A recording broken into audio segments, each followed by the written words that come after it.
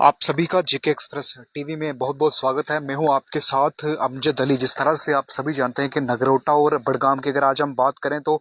आज जो उपचुनाव होने जा रहा है, जिसकी आज काउंटिंग जो है वो चल रही थी। अगर हम बात करें नगरोटा की, तो जहां से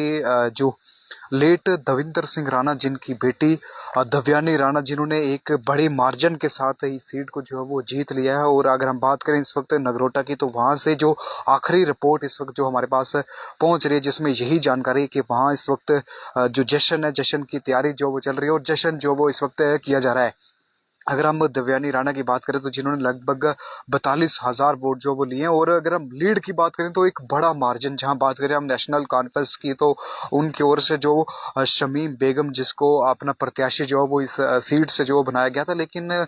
मुकाबले में ही अगर हम बात करें तो मुकाबला जो वो अगर देखी जाए तो जो हर्षदेव सिंह है और जो नेशनल कॉन्फ्रेंस है, वो उनसे बहुत ज्यादा जो वो लीड के साथ जो वो इस वक्त दव्यानी राणा, जिन्होंने इस सीट को जो है वो जीत लिया है। अगर हम बात करें 2024 की, तो जब जम्मू कश्मीर के अंदर असेंबली इलेक्शन हुआ था, जहां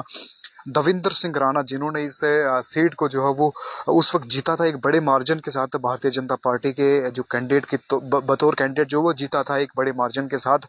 लेकिन उनका जो निधन हो गया था, उसके बाद ये सीट जो है पूरी तरह से खाली हो गई थी। उसके बाद वापस जो वो इलेक्शन कमीशन ऑफ इंडिया द्वारा इस साल जो वो घोषणा की गई थी इलेक्शन की, तो उसके बाद अगर हम बात करें तो भारतीय जनता पार्टी की ओर से जो प्रत्याशी, अपने जो कैंडिडेट बनाया गया, वो दव्यानी राणा जी को बनाया था। लेकिन वो इस वक्त जो वो इस इलेक्शन में जो अगर हम बात करें तो अपना चुनाव जो वो जीत गई है। अगर हम बात करें वहां बड़गाम की बात करें तो बड़गाम से एक बड़ा हैरान करने वाली खबर जो वो सामने आ रही है, जहां बताया जा रहा है कि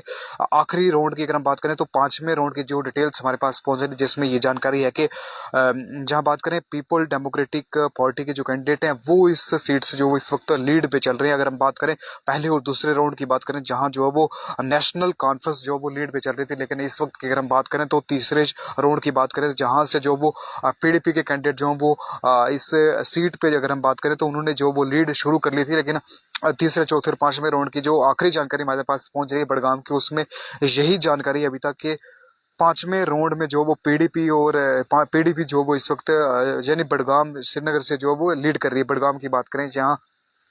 अगर हम बात फिर एक बार बड़गाम की करें, तो जहां से ये हमेशा जो बताया जा रहा था कि वहां से जो वो नेशनल कॉन्फ्रेंस जो वो जीत सकती है, लेकिन अभी जो वो ये आंकड़े ही सामने आ रहे हैं। पांचवें राउंड की जो जानकारी हमारे पास सामने आ रही है, जहां जो हमारे सोर्सेज है वहां पे जो उन्होंने हमें जो जानकारी दी है। लेकिन अगर हम बात करें बड़गाम के बाद अगर हम बात करें नगरोटा की, तो जहां से दव्यानी राणा ने एक बड़े मार्जिन के साथ इस सीट को जीत लिया। और आप भी कमेंट के माध्यम से हमें राय देने की कोशिश करिए, और आप भी कमेंट के माध्यम से हमें ये बताने की कोशिश करिए कि आखिर ये दव्यानी राणा जी की जो इतनी बड़ी जीत है, इसको आप किस तरह से देखते हैं। देखिए, एक बड़ा उपचुनाव की अगर हम बात करें तो जो जम्मू कश्मीर के अंदर जो दो असेंबली सीट्स पे जो इस वक्त चल रहा है, अगर हम बात बिहार की ही कर ले, तो बिहार में अगर इंडी गठबंधन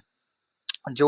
इंडिया अलायंस है, वो जो वो इस वक्त लीड करता हुआ दिखाई दे रहा है, जहां भारतीय जनता पार्टी और उसके साथ साथ में अगर हम जेडीयू की बात करें तो वो बड़े मार्जिन के साथ जो वो इस यहाँ से जो इस वक्त अगर हम बात करें तेजस्वी यादव की आरजेडी की, तो वो भी इस वक्त अच्छी खासी सीटों पे बढ़त बनाई हुई है। और जहां कांग्रेस की बात करें तो कांग्रेस वहां पे काफी डाउन जो वो दिखी जा रही है।